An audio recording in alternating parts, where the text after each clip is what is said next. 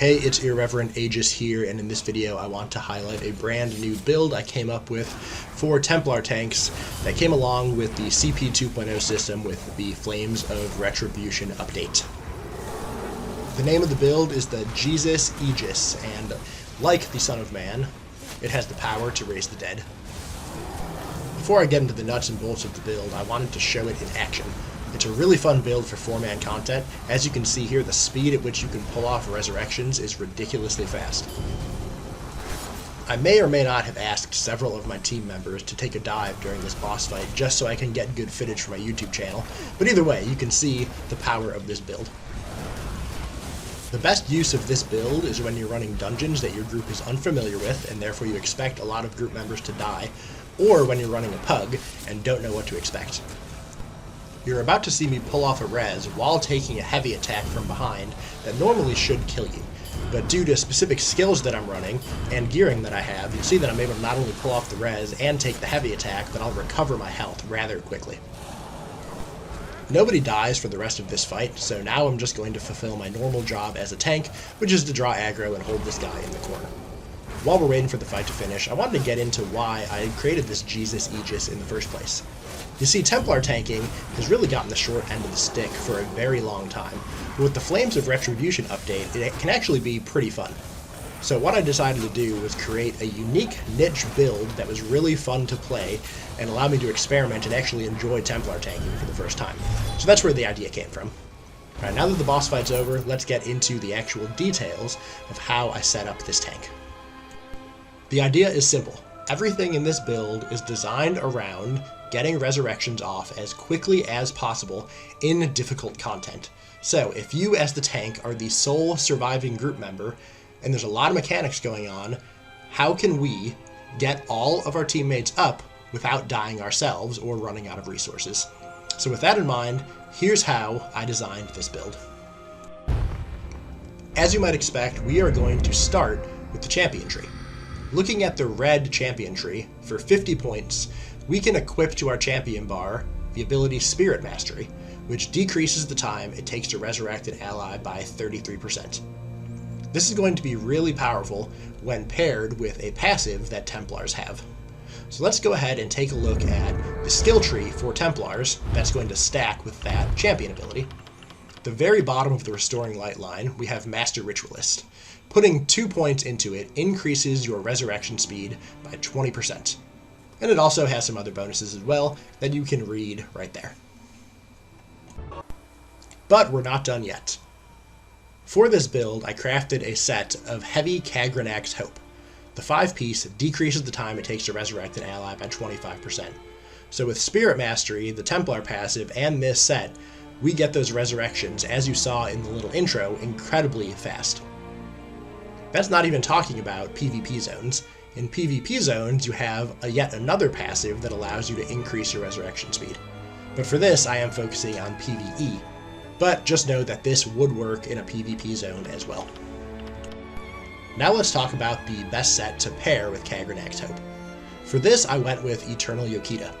When you take damage while below 25% health in combat, you heal for 30,000 health and gain 100 ultimate. This effect can occur once every minute. Now you have several options for the other set here, but I went with Eternal Yokita because while you're pulling off that res, if you go below 25% health, guess what? You essentially get healed back up to full, and you gain that 100 ultimate, which is very useful for a specific reason because we're pairing that 100 ultimate with a very unique ultimate ability that allows you to block without actually blocking. We'll talk about that skill, as well as the other skills you'll want on your bar for this build in a minute, but before we do that, let's talk about the final set that you're going to want, your monster set, so your helm and your shoulders. For this build, we want to use Earthgore. Earthgore is a fantastic set because it allows you to survive, again, when you're pulling off resurrections. So let's say you're about to get heavied from behind, and you do. Now, if you threw down a heal over time first, what's going to happen is that's going to tick, it's going to heal you, and you'll be under 50% health, so now Earthgore is going to proc on you, giving you over 3,000 heals per second. So again, the whole idea is, while you're getting these resurrections of your fallen allies, you can survive incredibly well. Next, let's talk about the skills that you're going to want on your bar. I just mentioned that you're going to want to have a heal over time in order to proc Earthgore if you need it. So for that, we're going to use Extended Ritual. It lasts a really long time, and it ticks every 2 seconds. So you throw that down before you start resurrecting somebody, and that's going to tick for a heal every 2 seconds. So if you do happen to take a lot of damage, you do have the tick from this, plus now you're going to proc Earthgore, getting a lot greater of a healing tick. So that's going to work really well. Make sure whenever you're running over to an ally that needs to be resurrected, you throw this down first. The other essential skill that you're going to want on your bar is your ultimate. And for that, we're going to use Shield Discipline. It only costs 128 ultimate, and what it does is it allows you to automatically block all attacks at no cost for 8 seconds. So what you do is you cast this ultimate, and you go for the res. Now you're blocking all incoming attacks for the 2 seconds or less that it actually takes you to get the res. So if a couple of allies are dead, guess what? You can probably pull off both reses before this even goes off. And if you do happen to take too much damage, well, now you have Earthgore and Eternal Yokita going off, and you're going to get not only a lot of heals, healing you back up to full, but you're also going to pretty much fill up your ultimate again, so guess what? You can pop Shield Discipline again and get the 3rd dead ally up. It's a really powerful combination and allows you to pull off some crazy resurrections. Last but not least, let's talk about our potions. I chose to be an Argonian for this build for a particular reason, and that reason is I want to actually be able to run Alliance Health Draft, also known as your Unstoppable Pots. What the Unstoppable Pots do, not only do they heal you and give you Major Fortitude, but they grant you Unstoppable for 10.4 seconds, granting you immunity to knockback and disabling effects. One of the worst things that we can experience in the game is when we go to get a resurrection and something knocks us back or disables us, and it ruins your resurrection. Well, with this, while we're running over to our deceased ally, we pop an Alliance Health Draft, and because we're an Argonian, we have that awesome skill that gives us essentially an extra tri-stat recovery that you don't get when you're not an Argonian. So now we are unstoppable, we recover all of our resources, and we can pull off that res really quickly without having to worry about getting interrupted. You don't have to be an Argonian to make this work. However, if you are an Argonian, now you don't need to worry about deciding between tri-stat pots and your unstoppable potions. With those potions slotted, that essentially wraps up the build for the Jesus Aegis. Now what I'm going to do is I'm going to show you some footage from the execute phase of Fang Lair hard mode that I put together to really show the power of this build and being able to pull off the resurrections quickly. Now before I get to the resurrection part of this fight, I do want to point out that I'm not running Unstoppable Pots yet, and I also don't have Eternal Yokita on because I went with a more sustained set for this fight because I was running out of Magicka, so I did go with Overwhelming. So here in the video, we are going to get our first group member death. And unfortunately, I Suck at Life in my group didn't get the memo that I was recording a video to show off the power of this build, so he's actually going to pull off the first resurrection, completely ruining everything that I wanted to show in this video. I'm just kidding, we're going to have plenty of other deaths in the group that I'm going to show off the power of this build, although I did wish that he allowed me to get that one.